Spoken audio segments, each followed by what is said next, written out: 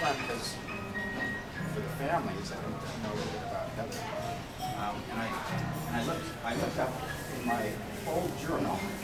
This is like really old.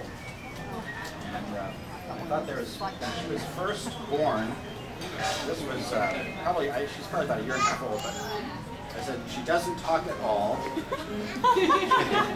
She used to say Dada, but doesn't say a whole lot now. She'll just grunt, oh well. When you ask her something, she just nods her head up and down with quiet enthusiasm. She loves to try and sing, and she's surprisingly good at imitating songs like Never Ending Song. She loves, now this is the high point. She loves going through the garbage and sticking her arm in the toilet.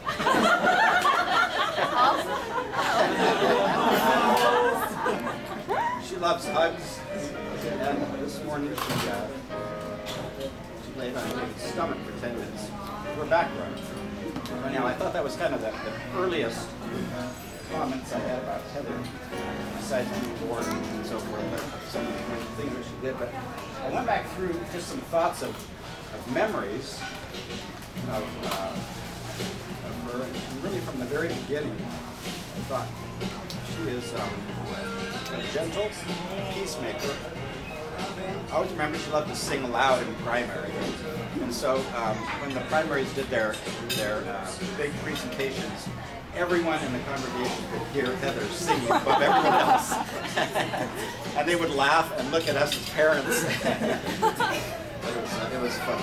She, from a young age, loves scary rides, roller coasters, and even as an older girl, she loves the speed zone, and she's gone on this free fall drop where she drops 180 feet straight down with nothing into a net, and she just likes it, you know. She always laughed because she has loud sneezes like her dad. Memories of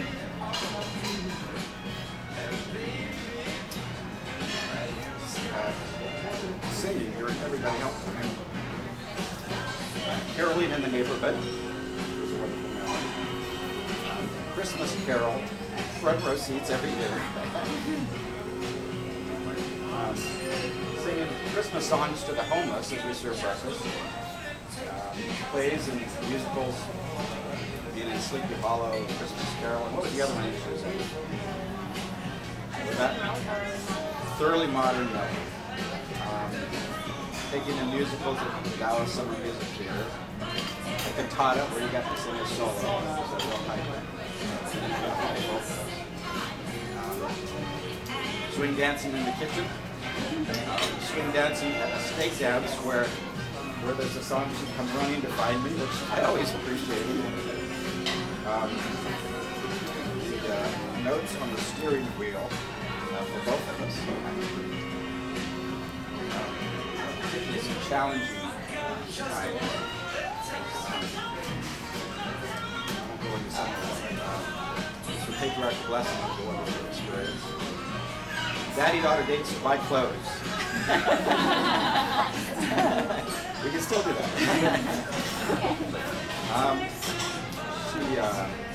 Service in Peru. The amazing dinner of cow parts. not a good memory. She learned how to ride a motorcycle, and frankly, she rode it too fast. I had a hard time keeping up with her on the dirt paths. As a ward missionary, she was wonderful. Actually was responsible for getting a sister back interested in the church again and baptized when no one else. She'd never opened up the door to anyone else, but she'd open it up with Heather. Serving as a Relief Society president. Philmont backpacking trip. We went there as a family with LDS Commons. It was interesting. For me, it was a real memory.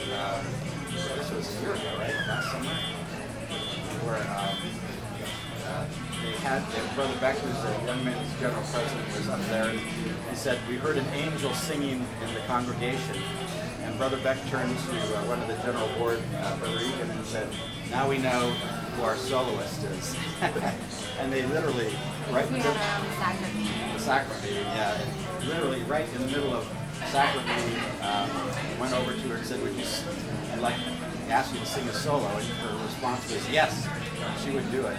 She pulled Melissa out to sing with her. So they got to sing. And what was interesting was they came back and told everyone about how quickly she said yes to something like that, which most people might turn down. Another memory is singing in the Garden of Gethsemane, I stand all amazed.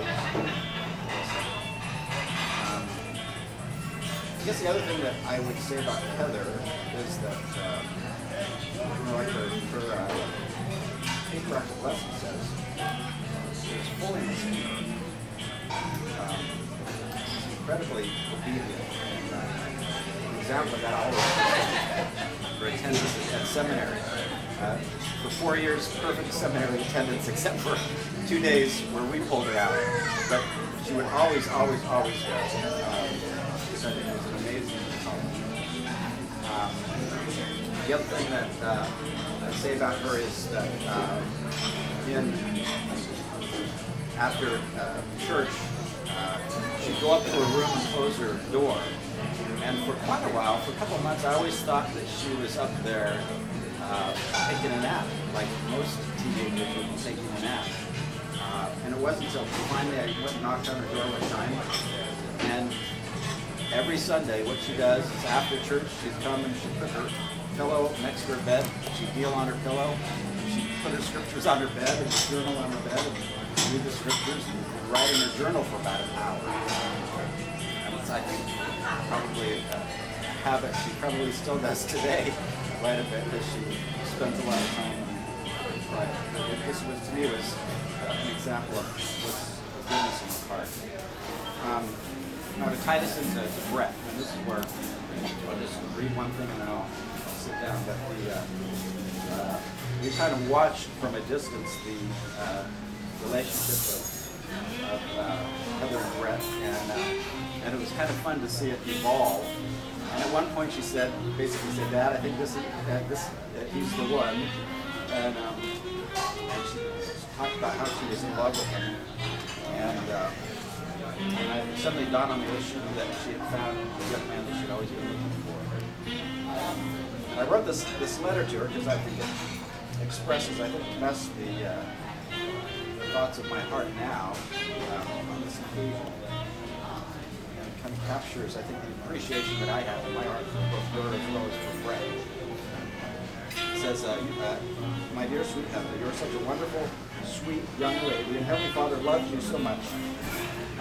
Because of your righteous desires, He has opened doors for you in miraculous ways. I've always been so proud of you. When you decided to go on a mission, I was even more proud of you and your desires. But a mission can come in many ways. It can come as you serve in the church and share the gospel with friends and neighbors. It can come as you enter older age and serve together. I know you and know that wherever you live, you will share the joy and happiness of the gospel as brought you, and you will be a missionary."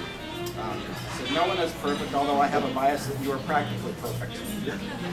I know my standards are high in who I would like you to marry, but only because you have kept your standards so high.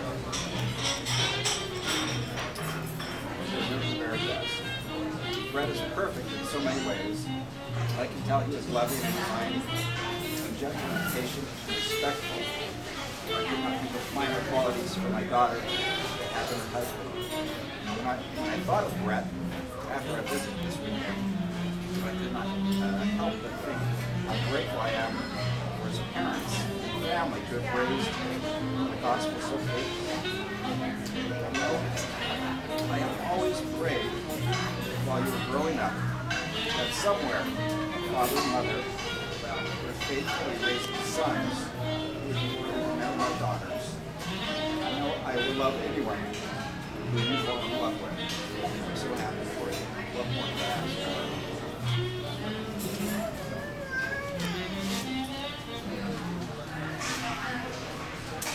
I wish both of you the best. You're great. Both of you are great. We're glad to be living close to the that means that we can share a little bit. But I love you both, and I'm grateful for each one of you.